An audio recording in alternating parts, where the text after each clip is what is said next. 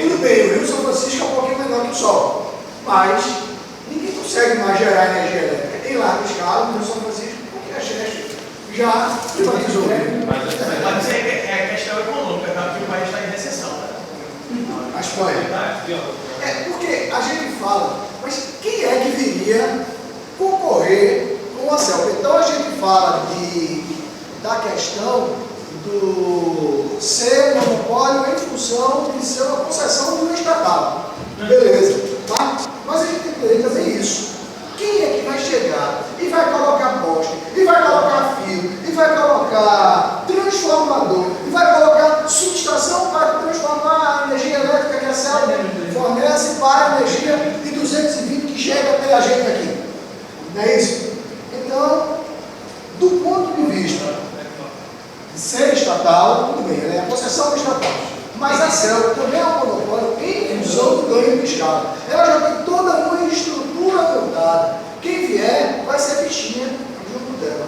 Tanto que as usinas elétricas que vêm de bagaço, energia elétrica, a partir de bagaço de cano, sim, a energia termoelétrica gerada por algumas usinas aqui no Pernambuco, essa energia, elas não vendem para a região, porque elas não têm poste, não tem transformador, não tem condutor, não tem nada.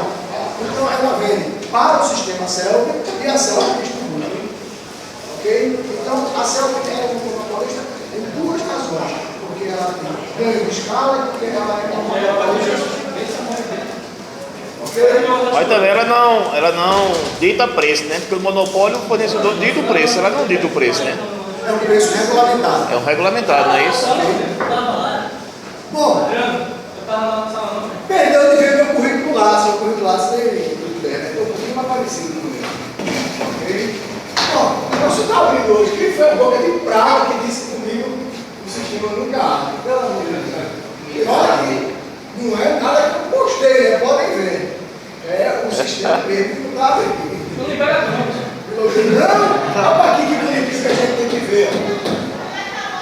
Então, vocês se atentem a esses 4 assuntos para a nossa prova. Não estou dizendo que o resto não estudem, não. Principalmente que não tem resto. Os nossos assuntos são esses. Ok? Então, o que é que a gente tem? Um assunto que eu juntei tudo e chamei pensamento econômico. Ali começa, desde o início do capitalismo, a gente vai observar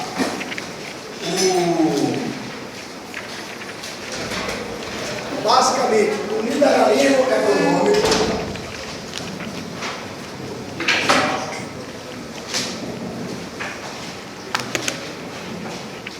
que deu início a todo o pensamento econômico. As indústrias queriam começar a existir, mas o poder do Estado barrava. As indústrias queriam começar a existir, mas o poder do Estado barrava. Até que um cidadão chamado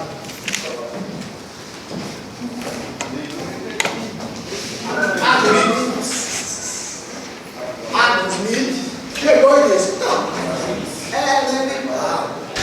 Ganha, é inglês, né? Ganha o capitalista e ganha o Estado. Liberalismo econômico é o que vai mover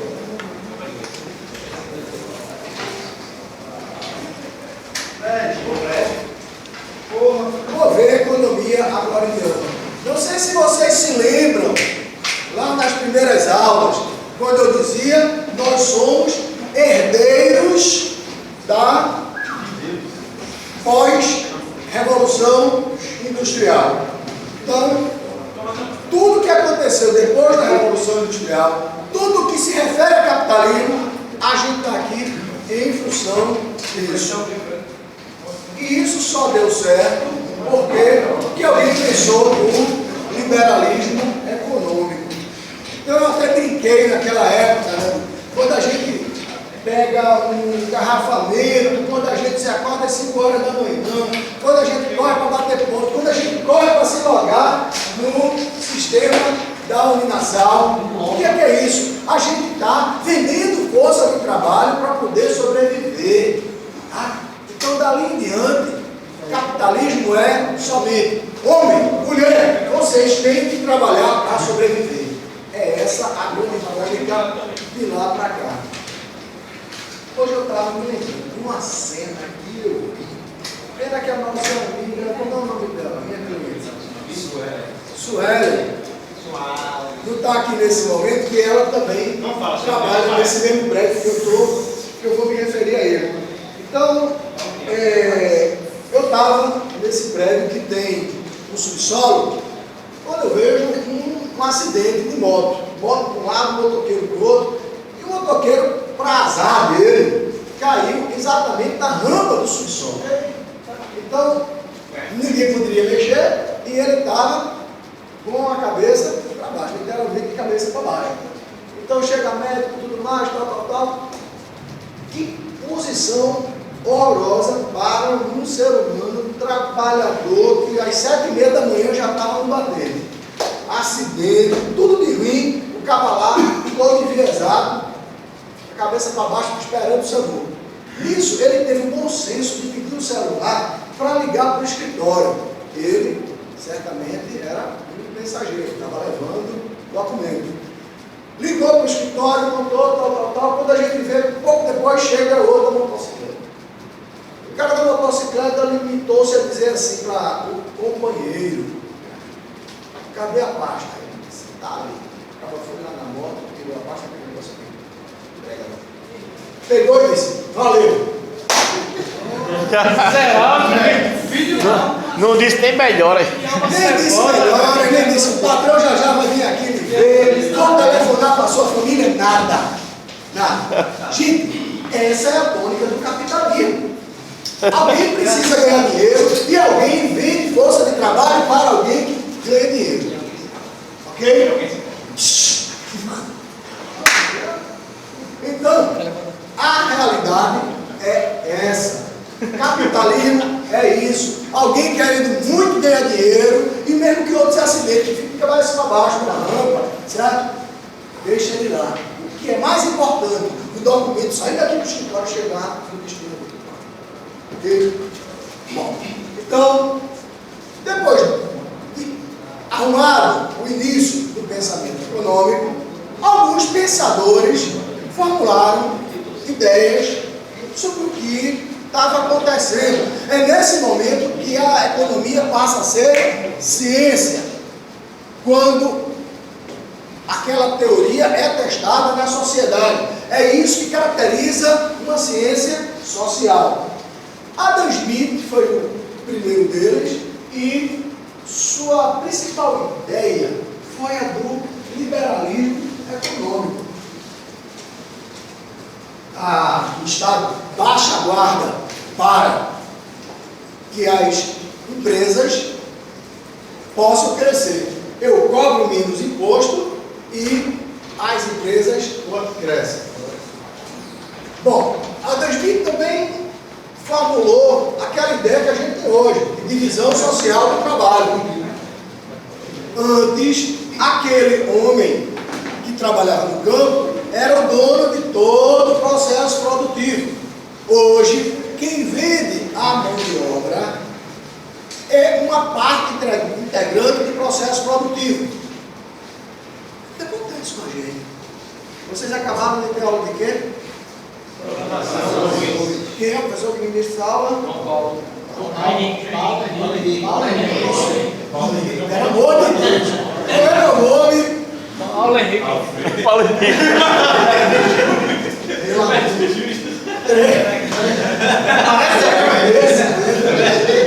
Limita ele, Roberto.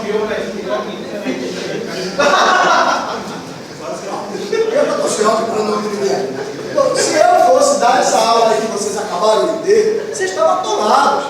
Por quê? Porque um profissional, ele hoje não é dono de todo o sistema produtivo. Ele é dono somente de uma parte do sistema produtivo. Para ministrar uma aula de economia e gestão, eu tenho capacidade. Abri até meu currículo lá, isso aqui vai responder a minha chefe, certo?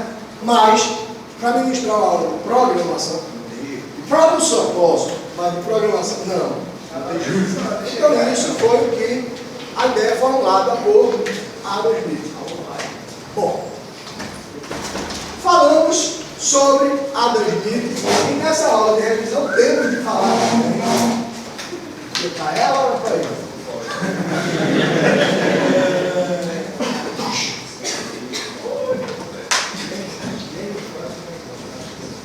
Bom, sei que era um seguidor de Adam Smith, ele aprimorou as ideias de Adam Smith e deixou claro para o Estado e para os capitalistas a importância do salário.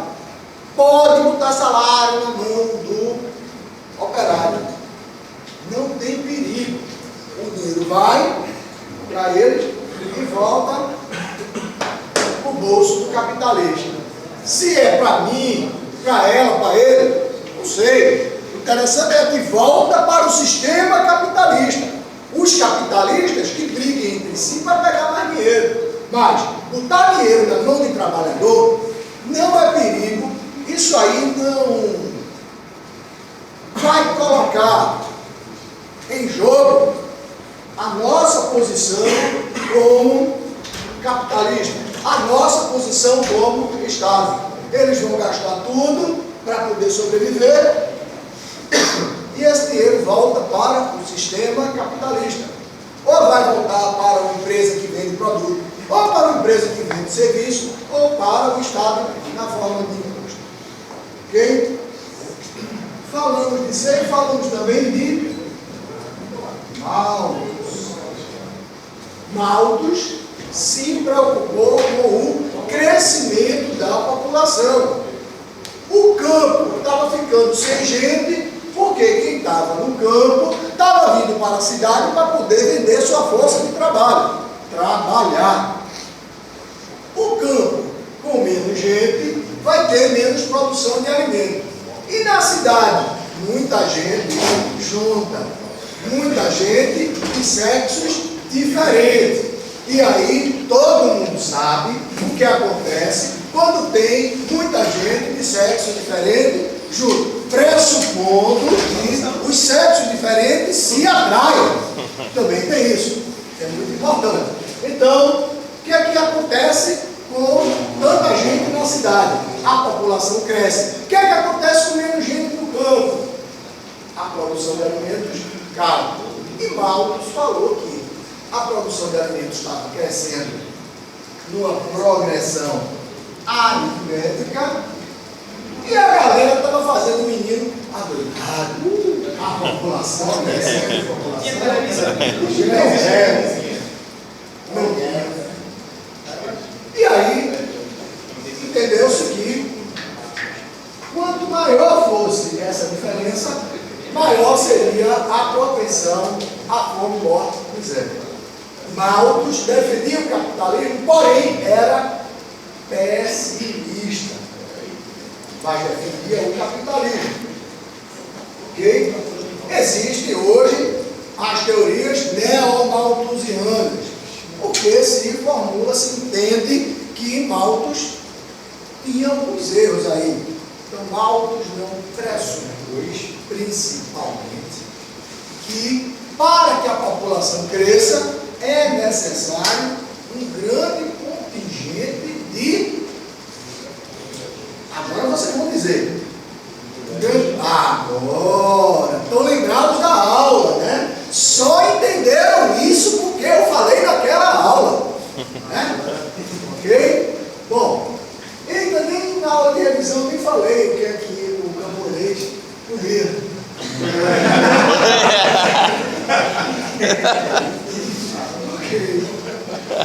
Cadê, mano? Deixa o cara lá.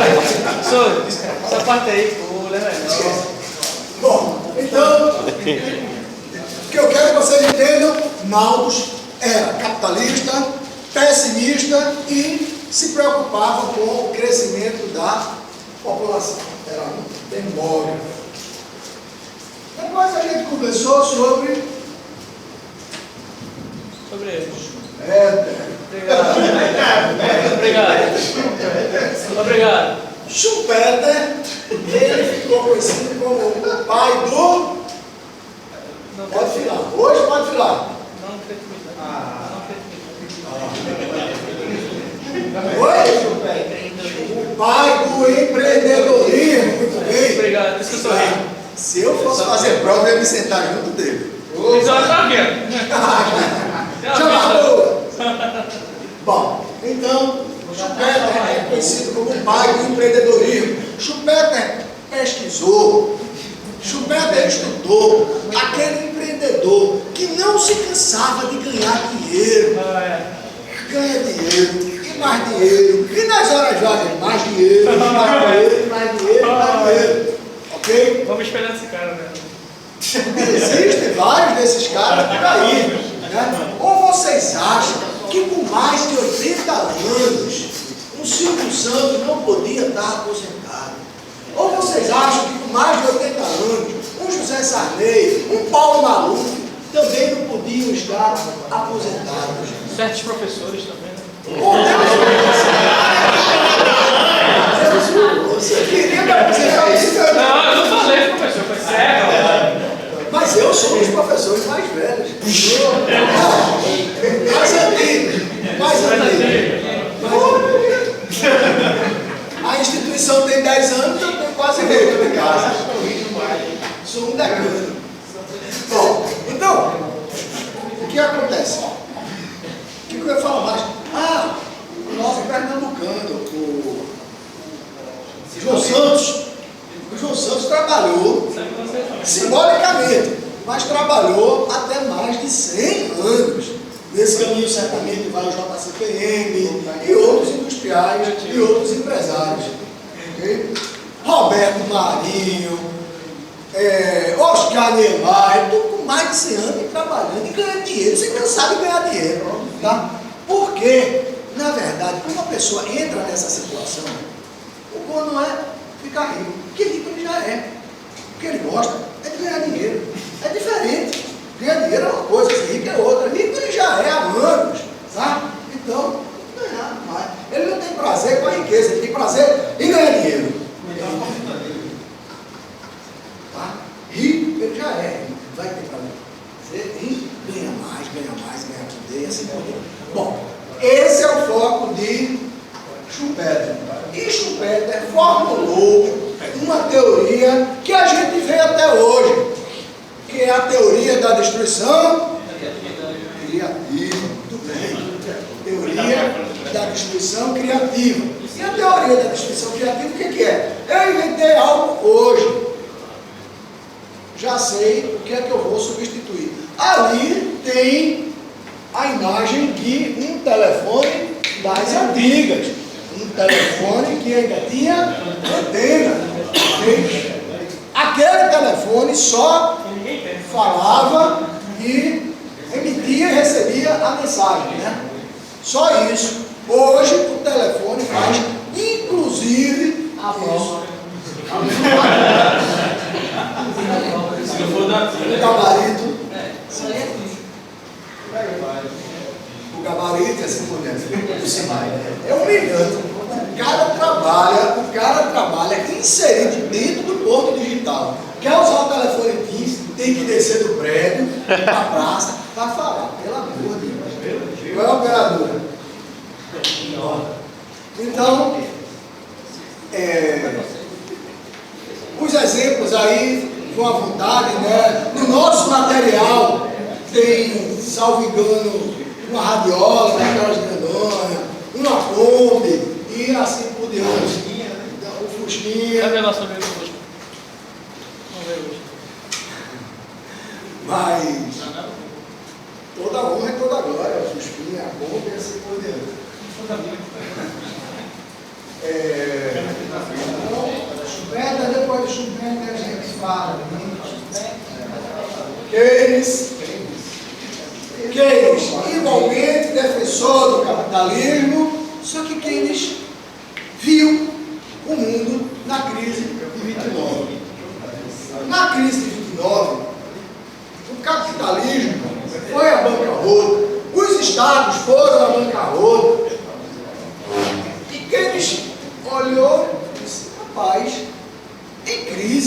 seria interessante que nós capitalistas ficássemos quietinhos, esquecesse só um pouquinho que o Estado não deve intervir tanto na economia, e nessa hora o Estado tem que intervir como investidor. Tem crise, o Estado intervenha, por favor. Só nas crises. Nas crises. Fora disso, liberdade para o mercado. Livre mercado. Tá? Em crise, intervenção.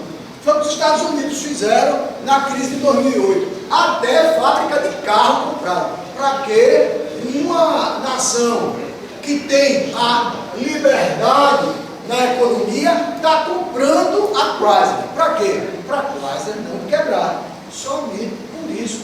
Porque se a montadora de veículo, o top da Chrysler quebra, ela faz o efeito dominó e sai quebrando um bocado de outras empresas. Ela sai desempregando um bocado de outras empresas. Todos esses nomes aí foram antes do capitalismo? Logo depois. Vamos lá. Esses três primeiros, logo depois. Schumpeter, Keynes e Marx, um pouco depois. Tá? Esse mocinho aqui morreu na década de 40, do século passado, muito terceiro. Tá? Então, aqui é o que a gente chama de economistas, pensadores fundamentalistas. Eles contribuíram para quê? Oi? Eles contribuíram para quê? Para o capitalismo? Não entendi. Eles contribuíram para quê? Bom, aqui com o Nascimento, esse seguiu esse. Esse com a parte de demografia. Aqui, com a teoria da destruição criativa. Aqui, com as crises. Keynes, com certeza, era a economista mais usado, mais citado na atualidade. Então, a gente torce para não ter a crise da economia. Teve crise da economia, a gente vai vasculhar o livro de quem? As teorias de quem? De Keynes. Então, quando na crise de 2008, o presidente Lula tirou imposto de veículo.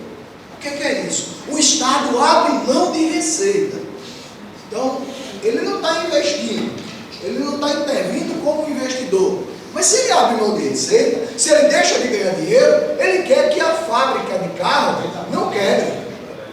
Ok? Se a fábrica de carro não quebra, a fábrica de pneu também não quebra, a de bateria também não quebra, e assim sucessivamente. E toda a cadeia automobilística está de pé, pronta, produzindo até mais que antes da crise. E os empregados estão lucrando com isso, e quem vende peça de carro está lucrando com isso, e assim por diante. Então, em época de crise, tem que aparecer uma ideia para que não haja a necrose econômica. Por isso que o empresário bastante. Quando tem redução de EPI em produtos, você disse que o capitalismo não perde nada. O que é isso? Porque eles Quem perde é o Estado. Quem abriu mão da receita, quem abriu mão da receita foi o Estado.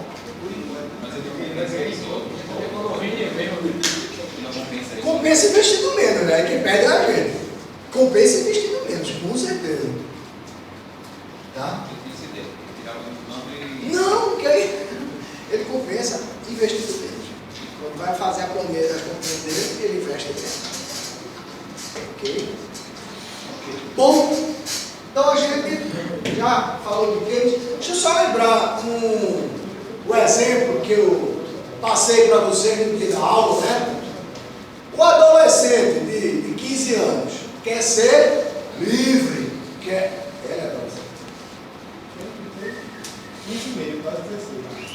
Então, quer ser livre. Papai e mamãe, fiquem lá, por favor, não me acompanhem não, tenho vergonha, tal. Se fizer uma besteira, vai pegar o celular e ligar para quem? Ou seja, o capitalismo quer ser livre do Estado. Ele quer ter liberdade para crescer. Estado, não intervenha. Aqui, o mercado é livre para a gente competir. Apareceu uma crise, Estado, vem ajudar a gente. Pena que o material não abriu aí, né? Que tem até aquela figura do empresário que diz assim, intervenção não. Depois ele diz, só intervenção. Não.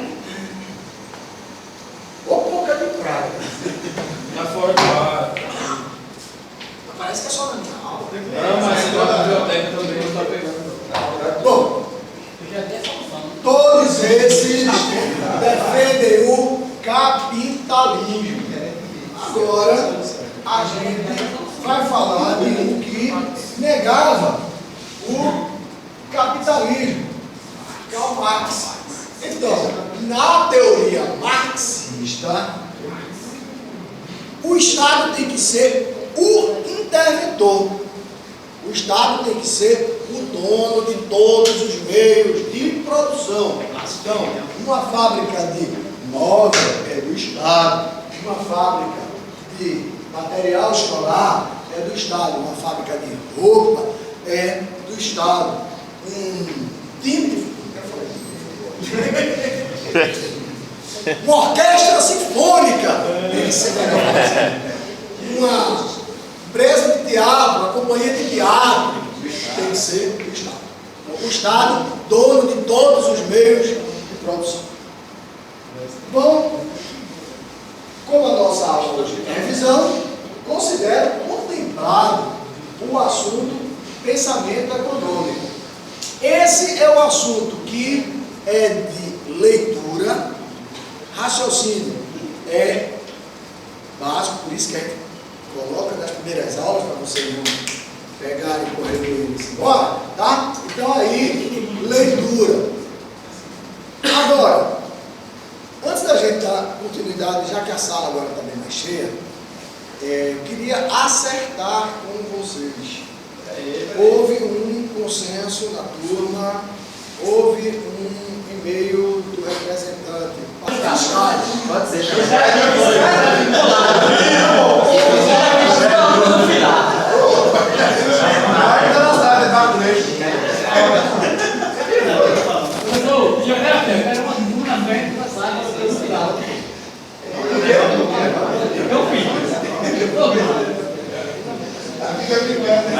A disposição é contrária. Se a coordenadora de radiologia não permite mais ficar para nós. Eu sou tão bom. Opa! Vamos aqui nessa aula. Vamos vir para cá, né, professor? Não, para ser fiscais. Bom, então, dia 10. Aqui é quando a gente precisa começar a pensar. Então, primeiro, a gente tem de partir do princípio que nós estamos num modelo simplificado de produção, onde só tem terra e trabalho. Terra é um fator capital, é a terra, e isso é o que, gente?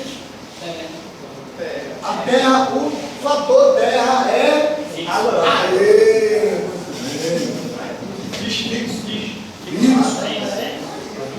eu vou chamar de N, número de trabalhadores. E atenção, pode não cair a tabela, minha regra. Modelo de prova, que eu não boto a tabela. Mas pergunto tudo sobre a tabela, que os alunos dizem, professor, mas não caiu a tabela. Acredite, caiu. Bom, então, N número de trabalhadores, isso aqui sim é variável. Para quem ainda não prestou atenção, para quem ainda não viu nada, permitam a maioria que já está sabendo bastante desse assunto. O que significa isso? Eu tenho uma quantidade fixa de terra e vou começar a variar trabalhadores ali para ver qual é a minha quantidade boa para se trabalhar. Então, eu tenho terra, trabalho, vou variando. Se eu tenho terra e nenhum trabalhador, é claro, eu não vou ter nenhuma produção. E se eu não tenho uma quantidade muito além do necessário, eu vou ter tanto trabalhador na minha terra que esses trabalhadores já vão perturbar a minha produção. Enquanto um estiver plantando, o outro vai estar pisando. Para a gente entender a teoria da produção, a gente tem que entender 3 noções básicas. Quantidade produzida, que é a quantidade feita por um determinado número de trabalhadores. Quantidade produzida. a produtividade média, que é a divisão do que foi produzido pelo número de trabalhadores que ajudou naquela produção. E a produtividade média, que é a colaboração de um trabalhador a mais no processo produtivo. E aí vem a nossa amiga tabelinha.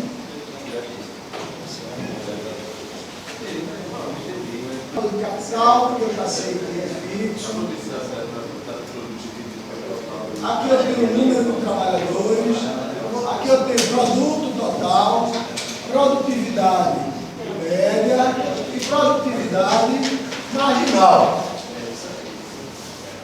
Como o capital é fixo, se eu tiver 10 hectares no início, eu vou de 10 hectares até o fim. Então, 10, 10, 10, 10, 10, 10. O número de trabalhadores, por um efeito didático, eu vou variar de 1 em 1. Então eu tenho 0, 1, 2, 3, 4, 5. Isso aqui pode ser negativo? Não, eu não tenho trabalhador negativo. Eu posso ter um trabalhador a menos, mas eu não posso ter menos um trabalhador. Posso ter um trabalhador que vale, que atrapalha tanto que diminui um. Tá certo. Mas eu não tenho menos um trabalhador tanto. Bom, a produção do produto total, aqui a gente vai arbitrar um meu Deus, isso eu tenho certeza. Se eu não tenho nenhum trabalhador, minha produção aí aqui a gente vai agora arbitrar. Vamos dizer que o primeiro, o 4, esse aqui foi para 12, e esse aqui veio para 12. Esse aqui cresceu para 24, e esse aqui só foi a 25. De cara a gente já vê, né? O crescimento da produção decresceu bastante a partir do terceiro. Isso aí a gente já tem certeza. Bom, produtividade média. Média é média em qualquer canto. Então, é só dividir o produto pelo número de trabalhadores. Ok? Então, gente, 0 dividido por 0 é quanto?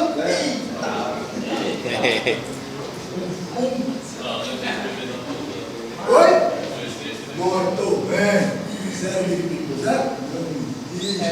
Mais 4 dividido por 1, ninguém pega a calculadora. Quanto é? 4. Peraí que essa é difícil. 12 dividido por 2 é 6. É 7. 24 dividido por 4 é 7. E 25 dividido por 5 é 5. Então, a média começou a cair a partir do terceiro trabalhador.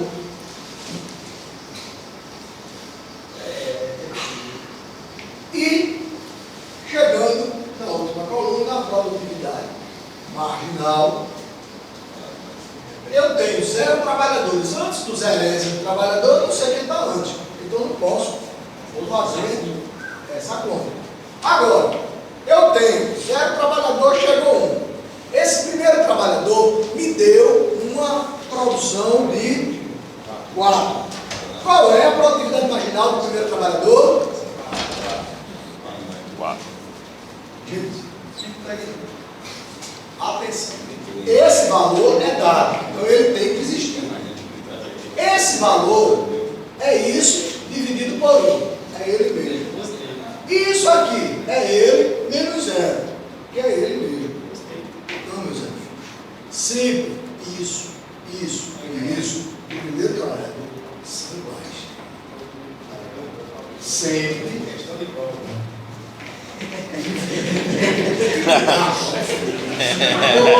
Quem foi que disse isso aí? Bom,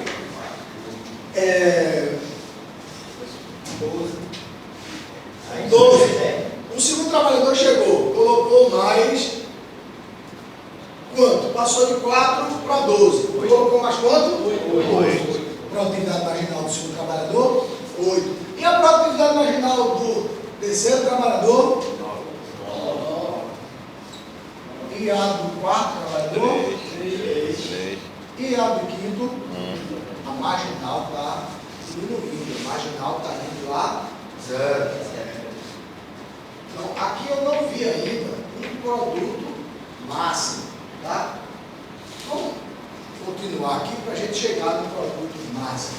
Eu continuo com os meus 10 hectares, vou a 6 trabalhadores e vejo que com 6 trabalhadores a minha produção cai para 24. A minha produtividade média vai a 24 dividido por 6 a 4.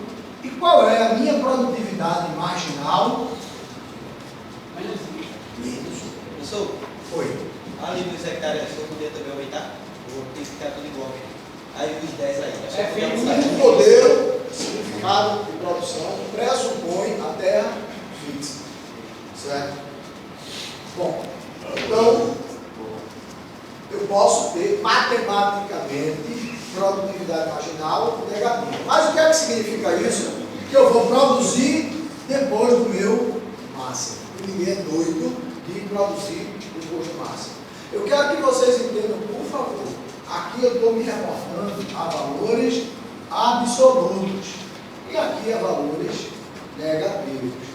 E eu estou dizendo isso a vocês porque quando a gente for para os gráficos, eu vou ter aqui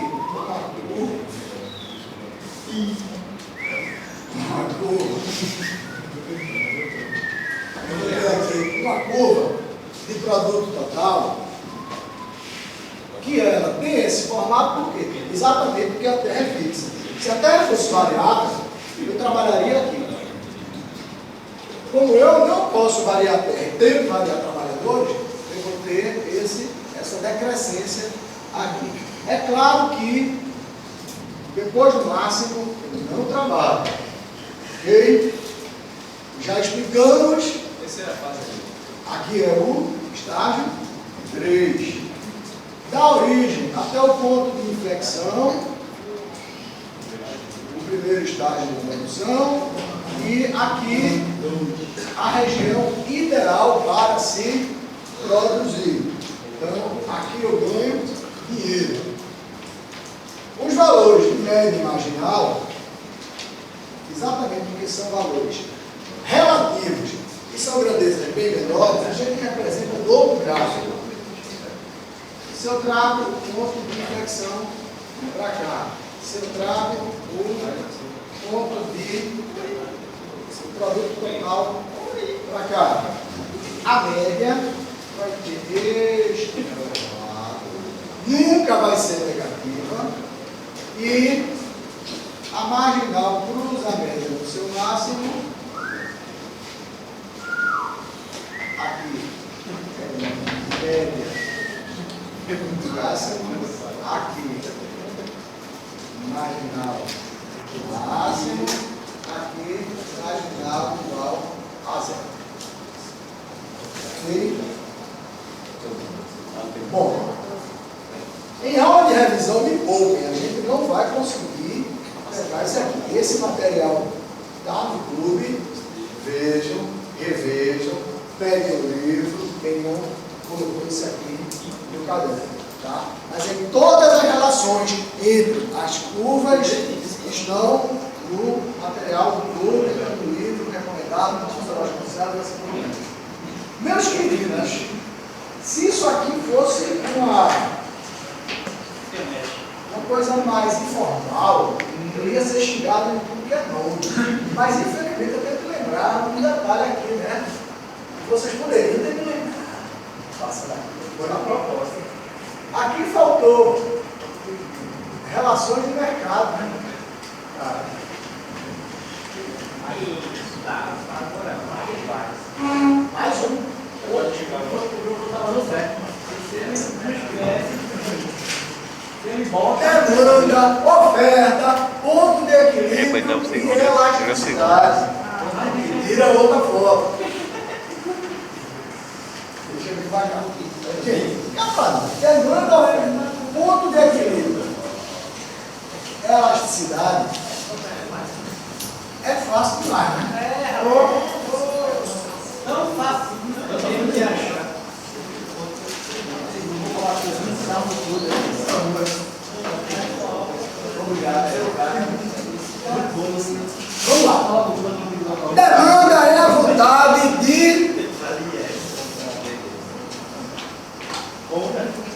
demanda e a vontade de comprar. Então, se eu tenho preço e quantidade, se o preço aumenta, a quantidade diminui. Então, o preço aumenta, eu sou comprador, quero comprar menos. Aqui.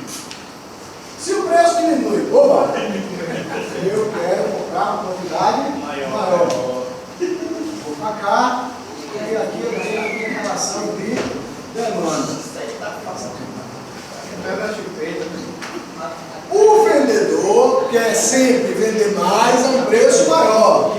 Se o preço está lá em cima, ele quer. Não estou dizendo que consegue, mas a vontade do vendedor é vender um preço bom, uma quantidade maior. O preço baixou, que meleca, estou instigado a vender. Então, vou ter um precinho pouquinho por aqui. Aqui eu tenho lá.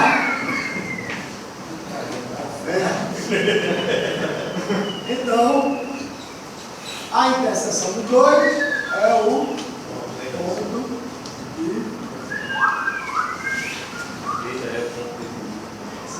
equilíbrio.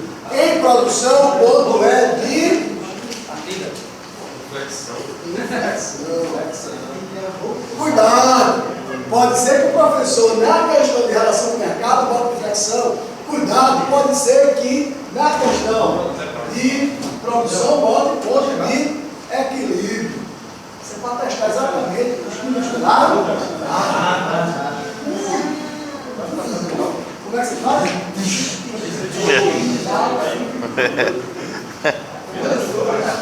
Bom, elasticidade. A gente sabe que existem produtos que o preço sobe e o normal é correr.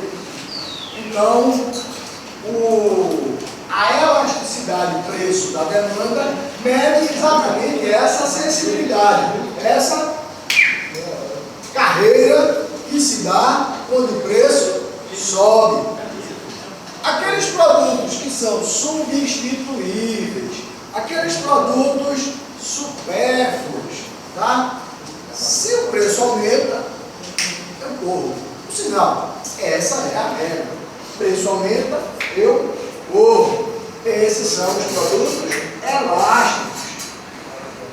Os produtos inelásticos são aqueles que não vai haver uma carreira tão grande se o preço subir. São aqueles produtos essenciais. São aqueles produtos insubstituíveis. E são principalmente aqueles produtos que são essenciais e insubstituíveis e com preço baixinho. Agora eu quero ver o couro. O principal exemplo de produto inelástico é o sal.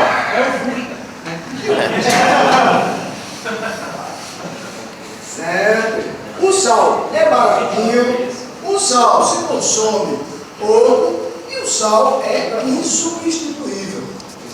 Ok? Então, 1 quilo de sal a menos de R$1. Mas vamos dar 1 quilo de sal a R$1. Então, se 1 quilo de sal passa de R$1 para R$1,10, ele aumenta em 10%. Caramba, 1 quilo de sal, uma família de 4 pessoas, passa em 2 meses. Se botar muito sal, vai ficar todo mundo hipertenso, sabe? Dura um ano, né, cara? Então, o aumento do preço do sal em 10 centavos.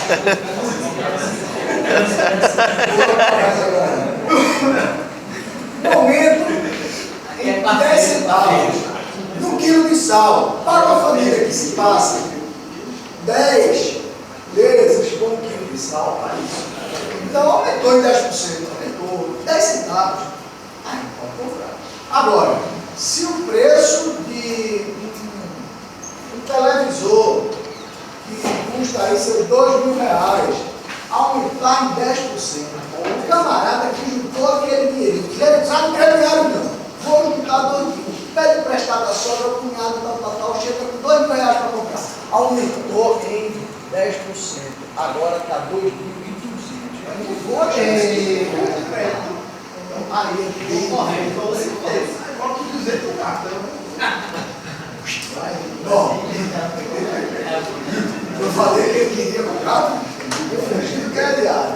Bom, então a elasticidade mede exatamente isso, né, gente? Quem me diz a formulazinha da elasticidade?